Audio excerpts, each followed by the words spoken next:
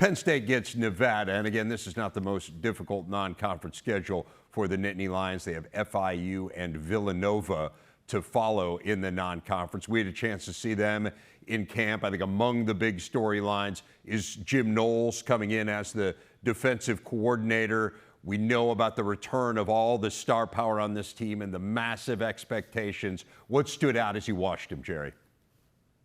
Well, I'll start with the line play. 22 offensive linemen, very talented. They all can bend. They're really good athletically. Same thing with the defense. A bunch of there's 22 guys on the defensive line. So they're built like a championship team at the line of scrimmage. I think this is the best team that I can remember in the 18 years, 19 years that we've been covering Penn State. And the reason is because of the offensive line. They've always had a lot of defensive line.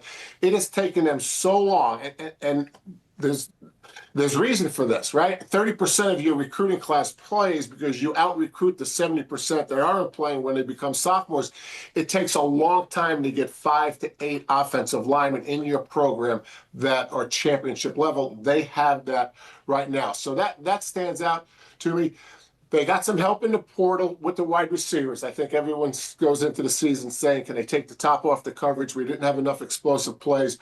People that were critical of Drew Aller, one of the counter arguments to Drew's success is he didn't have any help with the perimeter. And so now I think that hopefully that has changed for Penn State. So that's how I see offense.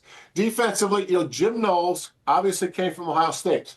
Jim is a press box coach. And the reason I bring that up is if you're calling defenses and you're on the sidelines, you're counting on help from upstairs to what's going on because you can't really see from the sidelines.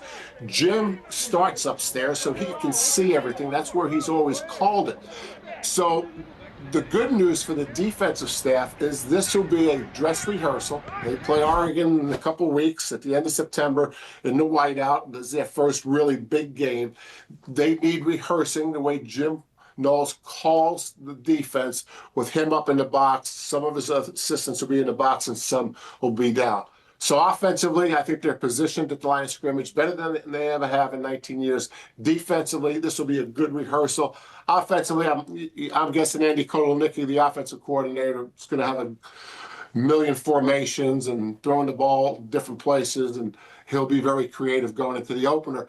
Not that necessarily he'll need it, but the more he puts on tape in this game, the more Oregon at the end of September will have to defend. Man, they were fun to watch last year, and that was even though, as you mentioned, they didn't have a very successful wide receiver group, but still had the most plays at 20 yards or longer of any team in the Big Ten. So Andy Kotelnicki did an amazing job of scheming last year.